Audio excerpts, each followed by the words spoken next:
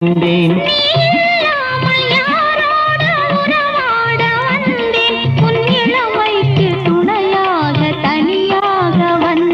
நான் மலரோடு தனியாக ஏன் இங்கு நின்றேன் என் மகாராணி உன்னை காண ஓடோடி வந்தேன்